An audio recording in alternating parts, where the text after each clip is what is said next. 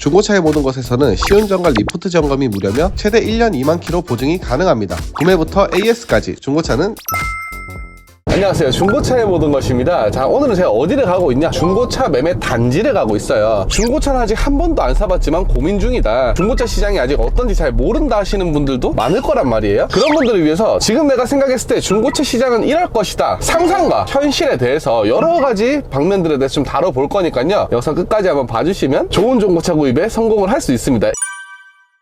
일단은 중고차 사러 한 번도 안 가보신 분들이 중고차 매장에 대해 어떨 것이다 라고 상상하는 그런 공간을 한번 보여드릴게요. 자, 여러분들의 중고차 매장의 상상, 요런 느낌 아닙니까? 실제로 지금도 봤을 때 이렇게 차가 쭉 세워져 있잖아요. 요런 거는 상사를 직접 운영하고 있다기보다는 주차장으로 많이 사용을 합니다. 왜냐면 요런 소규모 상사들이 대형 단지로 한 번에 쭉 모이면서 주차 공간이 부족한 거예요. 그래서 이런 옛날에 상사로 쓰던 이 부지들을 이제는 주차장으로만 활용을 하고 있다라고 보시면 됩니다. 그러면 지금은 어떻게 바뀌었을까? 지금은 이렇게 대로변에서 찍어야지만 보일 만큼 굉장히 넓은 건물로 다 입점이 되어 있어요. 여기도 이제 집합이 되었다. 그리고 제가 지금 수원에서 근무를 하잖아요. 수원에 이런 건물 하나에 차가 지금 몇 대가 들어가냐면 지하주차장에만 10,000대가 넘는 차가 들어가 있다 보시면 되고, 이런 단지가 또 있습니다. 팀장님, 그럼 이렇게 큰 데밖에 없는 거예요? 내가 말한 지금 두 군데는 거의 전국에서 제일 큰 규모의 매매단지를 얘기하는 거고요. 이 외에도 이제 중견단지들이 몇 군데가 더 있습니다, 이 주변에도. 그래서 한 4만 대 정도의 중고차가 수원에만 모여있고요. 전국에서는 당연히 가장 큰 규모긴 해요. 그럼 대형 단지랑 중견 단지가 매물 차이가 있는 거예요? 상품의 퀄리티로 보면 사실 차는 불특정 다수가 타다가 판매한 거잖아요. 그래서 차의 차이는 없어요. 근데 시설의 차이는 있겠지. 자, 그리고 이런 대형 단지, 요런 데 주변에는 소사무실도 있겠죠. 우리도 이제 뭐 스튜디오나 회의실로 쓰려고 지금 임대를 하고 있는 거거든요. 요런 차량 관련된 사무실들이 주변에 또 굉장히 많이 있고, 광택집, 뭐 판금집, 뭐 사이드미러 복원, 요런 시설들이 굉장히 많이 있습니다.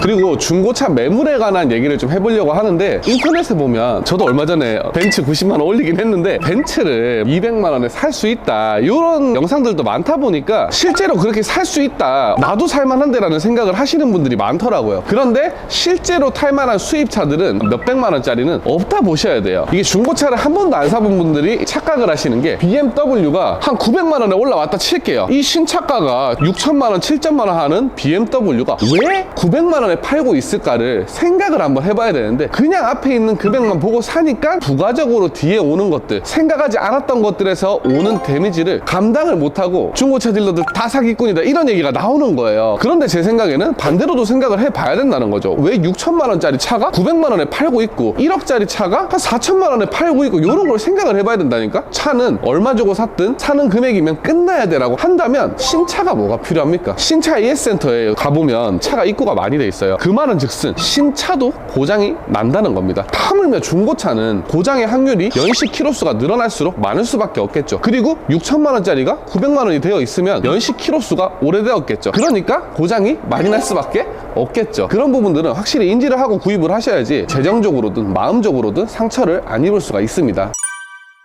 그럼 허위 매물 딜러들도 아직도 많나요? 저 아까 막 7, 8년 전에 중고차 시작했다 했잖아요. 그때 허위 매물 딜러들이랑 많이 싸웠습니다. 2, 3천만 원짜리를 얘네들은 막 몇백만 원에 광고를 해버리니까, 나는 이 차를 예를 들어 2천에 팔고 싶어요. 그 사고 나서 전화가 와요. 1,000만 원짜리 차를 2천만 원에 팔아먹냐 해가지고 보면 허위 매물이에요. 나만 이상한 사람이 되는 거거든요. 그게 불과 뭐 3년, 4년, 5년 요 정도 전의 일이에요. 그런데 지금은 없어졌어요. 그게 법적으로 강화가 된 것도 있고요. 그리고 각종 매체, 특히나 유튜브에서 허위 매물 딜러들을 때려잡는 컨텐츠를 워낙 또 많이 다루다 보니까 허위 딜러들이 설 곳이 없어진 거지. 그래서 실제로 허위 매물 사이트는 찾아보기도 힘듭니다. 옛날에는 네이버에 중고차만 치잖아요. 그러면 1번부터 6번까지 다 허위 매물 사이트였어요. 근데 요즘은 약간 변형이 돼서 월납입금으로 장난을 좀 많이 치는 것 같더라고. 나오지도 않는 금리에 나오지도 않는 잔존 가치를 가지고 이 차를 굉장히 월납입금을 저렴하게 살 수 있는 것처럼 홍보를 하더라고. 그리고 SNS에 저신용자 할부 이런 걸로 좀 혹하게 만들어서 손님을 데려가는 경우들이 많더라고요. 그럼 상사에 문신하는 딜러들이 왜 이렇게 많은 거예요? 일단은 우리 상사에는 없어. 안 보이는 곳에 뭐 레터링 정도는 있을 수 있겠지만, 일단 보이는 곳에 문신 있는 사람은 한 명도 없습니다. 저는 당연히 없고요. 좀 있으면 여름인데 벌써 걱정이 됩니다. 여러 딜러들이 있는 단지에 또 막 이렇게 막 해가지고 다닐 거란 말이야. 근데 나는 그게 자기 옛날에 뭐 허위 매물 딜러 출신인 거 홍보하는 건지, 아니면 뭐 이렇게 해가지고 손님의 판매에 뭔가 좀 도움이 된다고 생각해서 그러는 건지 도무지 이해가 가지 않거든요. 밖에서 그러는 건 상관없는데 여기 일터잖아. 일터에서는 적어도 그런 식으로 이제 하면 옆에 있는 다른 사람들까지 피해를 주는 행동이기 때문에 이 영상을 보시는 문대형님들 팔에 걷고 다니지 말길 바랍니다. 보이면 바로 그냥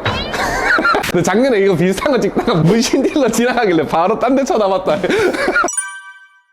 경차 사러 와서 그랜저로 많이 사간다던데 진짜로 그래요? 경차 사러 가서 그랜저를 사가는 경우는 이 인터넷상에 뭐 그 돈씩 하면서 막 올라가긴 하더라고. 근데 예를 들어서 400만 원 정도로 살 수 있는 스파크를 보러 왔는데 2천만 원, 3천만 원짜리 차를 말이 됩니까? 제가 뭐 수천 대를 팔아봤겠지만 그럴 일은 거의 없어요. 그냥 애초에 스파크를 살지 소나타를 살지 그랜저를 살지 고민이 된다. 이런 분들은 그랜저를 사갈 수 있어. 근데 나는 경차를 살 거예요. 경차가 보고 싶어요 해서 왔는데 그 돈 씨 하면서 그랜저까지 간다? 그런 경우는 정말 많이 없습니다. 그런 손님 많이 봤다고 하는 딜러가 좀 잘못된 거 아니에요? 경차 보러 온 사람한테 그랜저를 왜 팔아? 그건 말이 안 되는 거지. 만약에 내가 경차를 보러 왔다 그러면 여기서 정말 타당한 이유가 있는 게 아니라면 경차를 사가야 돼요. 마찬가지 팅어를 사러 왔다, 절대로 BMW의 뭐 340이라든지 그런 차를 사가면 안 되는 겁니다. 내가 보러 왔는 매물, 내가 보러 온 금액대에서 차는 끝내야 되는 거예요. 이런 비싼 차들은 사는 사람이 있어요? 사는 사람 있지. 내가 얼마 전에 이 K9 재고 할인 영상 올렸다 욕을 많이 먹었거든. 무슨 K9을 5,500 주고 사냐, 그게 말이 되냐. 근데 그 8,500짜리인데 2만 킬로 타고 5,500이란 말이야. 3천만 원 감가가 됐잖아요. 누군가한테는 그게 꿀매물입니다. 내가 보기에 5,500짜리 중고차 K9을 사는 거 미친 짓이다라고 생각할 수 있어요. 그런데 반대로 어차피 신차급을 살 건데 신차보다 저렴하면 오케이 하는 사람도 있다는 거죠. 자, 내 기준으로만 생각했을 때 예를 들어 이 벤틀리를 사는 건 미친 짓이야. 정비하기 힘들고 기름값 많이 들고 세금 비싸고 도대체 이거를 왜 사냐 할 수 있지만 누군가한테는 신차보다 굉장히 많이 감가돼서 1억밖에 안 하는 벤틀리가 있네, 너무 가성비가 좋다라고 생각할 수도 있는 거라니까. 그래서 보통 사람들이 이런 고가 차량들은 회전이 안 되고 안 팔린다, 큰일 났다 이렇게 생각을 할 수 있는데 실제로 중고차 시장에서 일을 하다 보면 이런 차량들이 회전이 또 잘 되고 판매가 잘 된다, 문의도 많이 온다라는 그런 점을 알 수가 있습니다. 그리고 요런 질문 저 재밌는 게 하나 있더라고요. 왜 중고차 사러 가면 제가 만나는 사람들은 다 직급이 높은 사람일까요? 뭐 다 팀장, 다 부장, 막 그렇대요. 요거는 진짜 중고차를 많이 사본 분이 아니면 모를 수도 있는데 중고차 업계나 아니면 좀 영업 집단들을 보면 그런 게 많습니다. 보험도 보면 뭐 다 뭐 부장, 본부장 뭐 이런 사람들밖에 없잖아요. 본부가 없어. 우리 팀장님들도 보면 팀이 없어. 결론은 이제 중고차 사러 갔을 때 그 명함의 직책을 보고 이 사람 좀 높은 사람이거나 이렇게 생각할 필요는 전혀 없다는 점입니다. 그냥 고객한테 얼마나 좋은 판매자인지 그게 가장 중요한 거거든요. 제가 이렇게 중고차 시장에서 한 번도 안 가본 분들은 좀 궁금해할 만한 내용들을 담아서 만들어 봤고요. 추가적으로 좀 궁금한 거 있으시면 댓글로 남겨주세요. 그러면 제가 신박한데 하는 것들은 제가 모아가지고 영상으로 또 한번 만들어 보도록 하겠습니다. 감사합니다. 중고차의 모든 것이었습니다.